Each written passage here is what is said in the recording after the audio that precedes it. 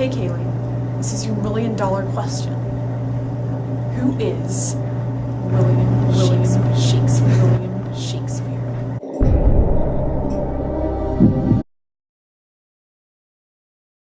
Church records show that William Shakespeare was baptized on April 26, 1564, meaning he was born some around 3 days before that, so on April 23rd. Shakespeare's parents were John and Mary.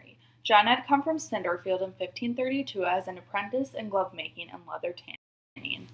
William Shakespeare had 7 siblings, although the first 2 died shortly after birth, making William the oldest child. Shakespeare married Anne Hathaway with an age gap of 8 years. Their daughter Susanna was born 6 months after the wedding. They went on to have 2 more children, although one died. His name was Hamnet. Their only granddaughter died in 1670 without children. Therefore, Shakespeare has no descendants. William Shakespeare may have been a famous playwright in London, but in his hometown of Stratford-upon-Avon, he was a businessman and a property owner. He died on April 23, 1616, at 52, and was buried at the Holy Trinity Church. Upon William's death, he left everything to his daughter Susanna in the will. He only gave his wife one thing, his second-best bed. Strangely, on his original grave, it showed William holding a bag of grain, but it was changed to a quill in 1747. Shakespeare did an average of 1.5 plays a year since he began in 1589. He wrote 37 plays and 154 sonnets, along with a few poems. The Oxford English Dictionary said that William introduced 3,000 new words to the dictionary. It has been estimated that he had a vocabulary of 17,000 to 20,000 words, twice more than the average person. It is actually believed that almost 20 plays that he wrote are lost. There have been records of him writing a play called Cardenio, however the play was never found. The 27 moons of Uranus are named after famous characters in William Shakespeare's plays, some of them being Puck, Miranda, Ariel, Umbriel, Titiana, and Oberon. Shakespeare had never published any of his plays. The record of them can be credited to John Hemmings and Henry Condell in First Folio. Shakespeare is the second most quoted writer in the English language, second only to the Bible. Julius Caesar was a Roman dictator who turned the Roman Republic into a thriving Roman Empire through years of war and conquering. The play is set in 44 BC, the year that Julius Caesar was assassinated after just returning from the conquering of Pompeii. While the lower and middle classes adored Caesar, the Senate hated him for taking away their power and turning Rome into a dictatorship and not the republic it began as. Brutus and Cassius, 2 of his former enemies, joined the Senate and carried out the assassination of Caesar. Julius Caesar by William Shakespeare is one of his tragedies. Julius Caesar was first performed in 1600 or 1601. It is believed that Shakespeare wrote the play based on the book Lives of Noble Grecians and Romans by Plutarch, a Greek philosopher. Julius Caesar was extremely popular among Elizabethan audiences. Caesar is the Emperor of Rome who is just returning from his victory over Pompeii. Calpurnia is Caesar's wife who constantly warns him of bad omens. Soothsayer warned Caesar of the Ides of March, although he is largely ignored by Caesar. Antony is one of Caesar's right-hand men who is a runner in the Feast of Lupercal. He remains loyal to Caesar throughout the play. Cassius is the head of the conspirators who tricks and convinces Brutus to join their assassination. He's also Brutus's brother-in-law. Brutus is one of Caesar's right-hand men who stabs him in the back, although in real history it was really the groin he stabbed. Portia is Brutus's wife who's upset at Brutus's distance from her. Lucius is Brutus's servant.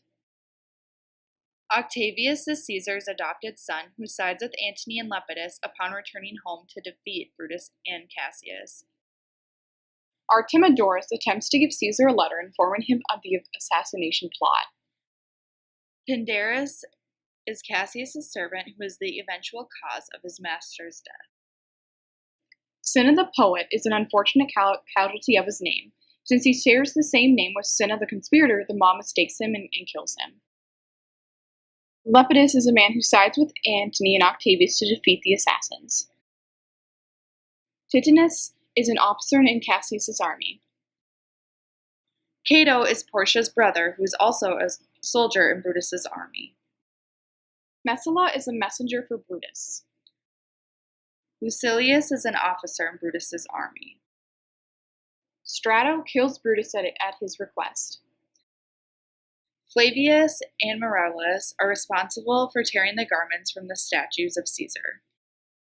Cinna the conspirator helps Cassius convince Brutus to join their cause by placing letters that will manipulate him. Decius tricks Caesar out of his home to be assassinated. Metellus Cimber asks Caesar to relinquish his brother's banishment so that all the conspirators can get near Caesar to stab him. Casca is the person who stabbed Caesar first. The play starts with Flavius Marellus asking a carpenter and a cobbler in the street what hustle's about. They answer that everyone is celebrating Caesar's return from his victory in Pompeii. Both Marellus and Flavius dislike everyone's obsession with Caesar. They leave each other to go take the decorations from the statues of Caesar in protest. Everyone is celebrating for the feast of Lupercal. Then the soothsayer speaks up, informing Caesar to beware the Ides of March, but Caesar ignores him. The scene switches to Cassius and Brutus. Cassius tells Brutus that he's an idol among the people. Brutus then confides in Cassius that he fears Caesar becoming emperor. Brutus and Cassius ask Casca what happened at the celebration. Casca says that Caesar was offered the crown 3 times by Antony, but refused each time, and then proceeded to have Caesar. The crowd still cheered at Caesar's excellence despite Caesar's sickly demeanor. The scene ends with Cassius saying that he shall forge letters to rally Brutus to his cause. Cicero and Casca enter, remarking on the terrible omens. Cicero leaves and shortly after Cassius enters. Cassius says that these unnatural events are alluding to the awful and corrupt state of Caesar and his followers. To Cassius, Caesar is only a powerful wolf because everyone else is so eager to be sheep. Cinna enters and Cassius gives the forged letters he wrote to him. This scene is in Brutus's home. Brutus fears that Caesar will become corrupt, so he must be struck down before he becomes too powerful. Someone knocks on the door and Brutus answers, as Cassius and other conspirators enter. They begin laying out their plans. Brutus says that their murder of Caesar will not be brutal, so as not to appear vengeful. A clock strikes 3. Decius decides that he will lure Caesar outside. Metellus decides that he will recruit another by the name of Ligarius. Everyone disperses to prepare except Brutus. Then Portia enters distraught. She's upset that her husband is being so close-lipped and broody. Brutus apologizes for his behavior. Lucius enters with a sick Ligarius who says he shall help in the assassination. Caesar's at home, trying to calm his frightened wife, who keeps telling him that in her dreams he's being murdered. Priests are called in to have a sacrifice and given him interpretation. The priest tells Caesar that he shouldn't go out to the public today. Decius enters, telling Caesar that all these interpretations are wrong, and that Calpurnia's bloody dreams are signifying that the Romans will receive power and peace from Caesar's lifeblood. The conspirators and other senators entered to escort Caesar to the Senate. The clock strikes again, now 8. Artemidorus, an ally of Caesar, is reading a letter that warns Caesar of the conspirators, especially Brutus. He is heading to the Senate to give the letter to Caesar. Portia and Lucius enter. Portia is still worried for her husband, and she tells Lucius to head to the capital to check on the welfare of Brutus. Artemidorus is attempting to give Caesar his letter, but Caesar blows him off. At the Senate house, Metellus kneels in front of Caesar, asking that he repeal the banishment of his brother, and all the other conspirators join in. Casca lands the first blow, and all the others follow step, with Brutus striking last. Caesar sees the betrayal of Brutus and dies with the last words, "Et tu, Brute," then falls Caesar, meaning "You too, Brutus?" Antony's servant enters, saying that his master will only join them if they promise his safety. Brutus promises Antony's safety, and Antony shakes everyone's hand. Everyone exits but Antony, who kneels by Caesar's body in anguish. The scene opens with Brutus trying to quell the questioning Romans who demand answers. The scene we've chosen begins here with the crucial parts of Brutus's speech and also Antony's. Romans, countrymen, and lovers, hear me for my cause and be silent, that you may hear. Believe me for mine honor, and have respect to my honor, that you shall believe. Censure me in your wisdom, and awaken your senses, that you may the better judge. If there be any in this assembly, any dear friends of Caesar, I say that Brutus' love to Caesar was no less than his. But if that friend demand why Brutus rose against Caesar, this is my answer. Not that I love Caesar less, but that I loved Rome more. Had you rather Caesar were living, to die all slaves, than that Caesar were dead, to live all free men? As Caesar loved me, I weep for him, and as he was fortunate, I rejoice at it. As he was valiant, I honor him, but as he was ambitious, I slew him. There is tears for his love, joy for his fortune, honor for his valor, and death for his ambition.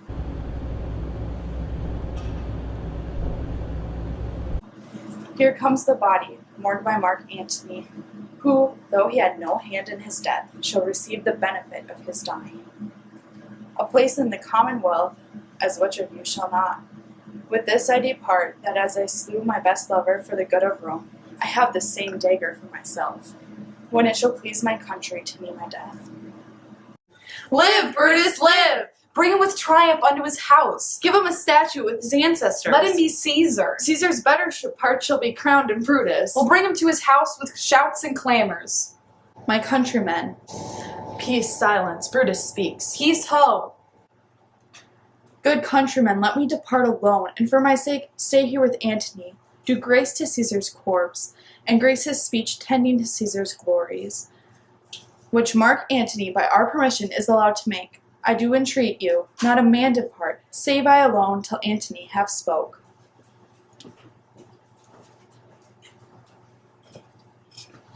For Brutus' sake I am beholding you. What does he say of Brutus? He says for Brutus' sake he is beholding to us all.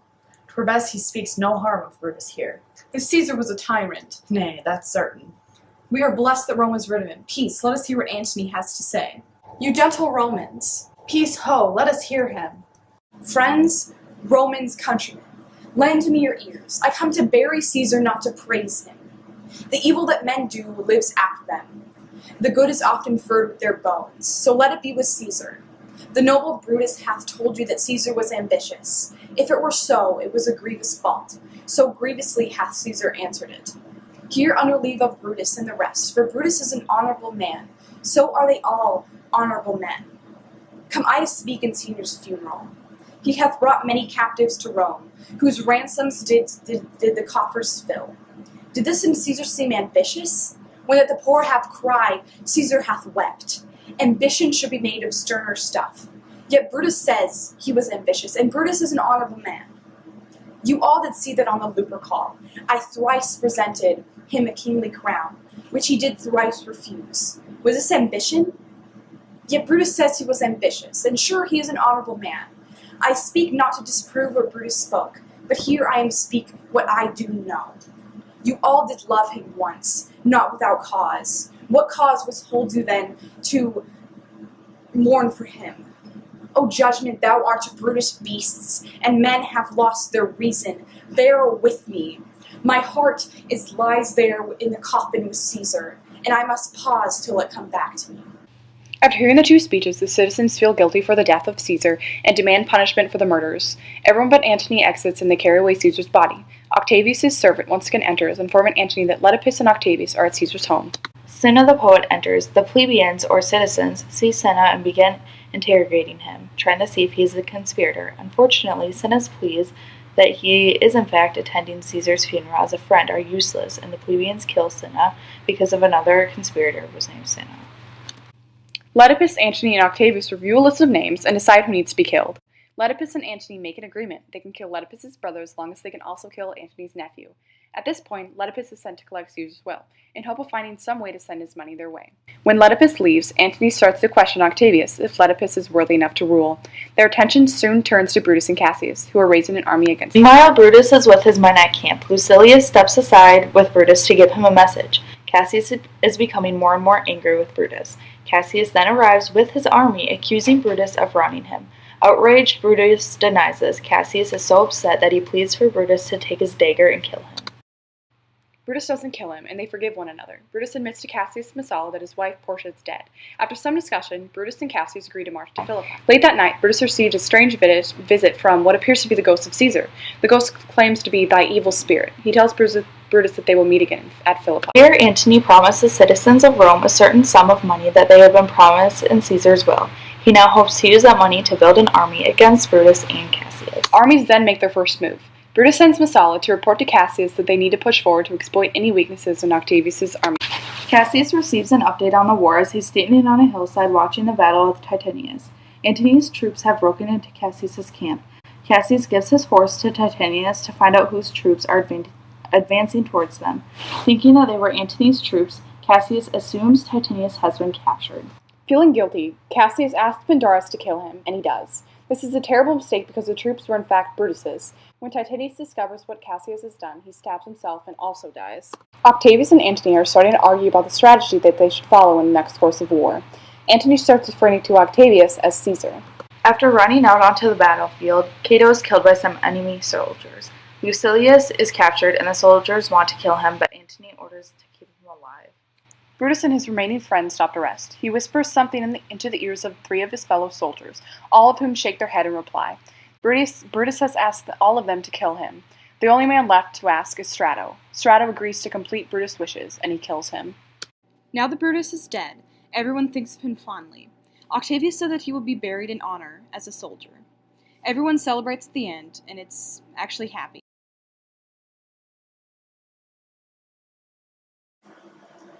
Shakespeare's play Julius Caesar dealt with many themes such as loyalty, omens, power, and pride. In Brutus' speech after murdering Caesar, he says that while he may love Caesar, he loves Rome more. The play confronts the different aspects of loyalty to oneself, to others, and also to one's country. It also deals with the power of position. Brutus and the other conspirators assassinate Caesar because they fear his power and how it will corrupt him.